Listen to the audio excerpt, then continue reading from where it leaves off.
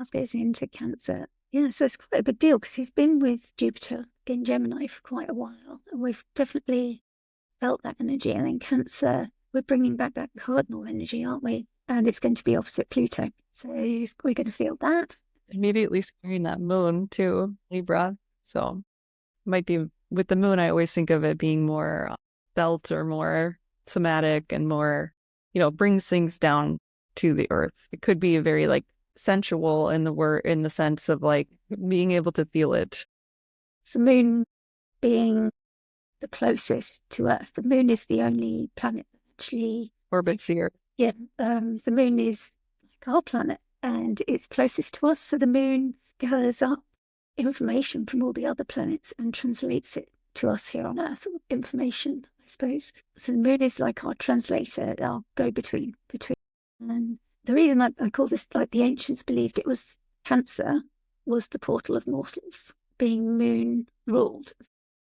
They believed that spirits entered the Earth through Cancer and then left the Earth through Capricorn, being Saturn ruled. So the fact that they've got that relationship is really nice. There is Mars enters the moon sign, or an extended stay, because that ingress carries the energy of the stay. And quite nice that the moon's with this Venus. And I've got some dates. It's here until November. It moves to Leo, and then it will retrograde back into Cancer in January 2025. Leaves Cancer finally to go to Leo again in April 2025. So it really is quite some time that we're going to be feeling that. And Adam Teacher talks about it as like the mama bear energy, because we see the protective side of Mars. He's not got a lot of dignity here, but Mars as like the shield. If you think of Mars, he's got a shield and a sword. And it's more of the shield side of Mars that we see here, I think. What does he protect? What does he fight for?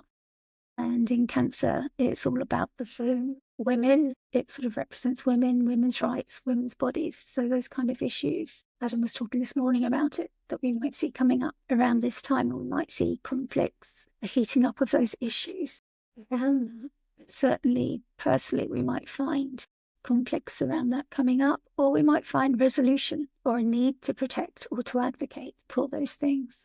Yeah, I echo all of that. I'm just looking now at Venus there. I love that the moon and Venus are together. I don't love that the south node is there with Venus during this. She's kind of, the Cancer is ruled by the moon.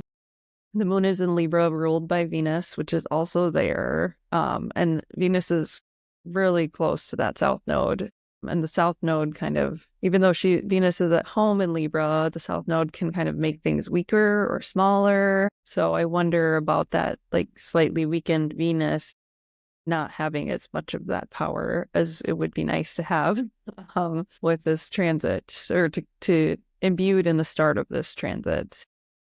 So that's something to watch for, I guess, is that the issue of women is huge, I would say, for sure, with this transit. And what does that look like? We'll see. It's also the exaltation of Jupiter, but it can't see Jupiter. Right. So Jupiter's not in great shape there in Gemini either. No. So they're both a bit dinged up, as Adam would say. Yeah. And averse to each other. Yeah. So what we might see is, I always think for Cancerians, is because the moon travels so fast, there might be ebbs and flows as the moon travels through signs that it can see, and the moon has different dignities in different signs. We might see these issues flare up, settle, resolve, as the moon's exalted in Taurus and in domicile in Cancer, but it will travel through the whole of the zodiac in 1 month. So we might see these issues changing fast as the moon travels fast. Even though Cancer's there for an extended stay, we might see an acceleration of these things as well, because Mars likes speed, even though it's slowed down in Cancer, but also the moon is fast moving. Yeah, I think that's right on. That's perfect. That's like exactly what the takeaway should be of this, is like the story is going to be in where the moon is traveling during this time. Watching that, tracking that, about the moon. Yeah. So the lunations will be important going forward. The eclipses, particularly, that are coming, will be important. where they fall and the moon's dignity in them, and also what planets are talking to who and how that affects them, I suppose. Could you please like and subscribe? And I can't emphasize enough how important it is for small channels. It really does make the difference. It doesn't cost you anything, and it's a great way for you to support our work.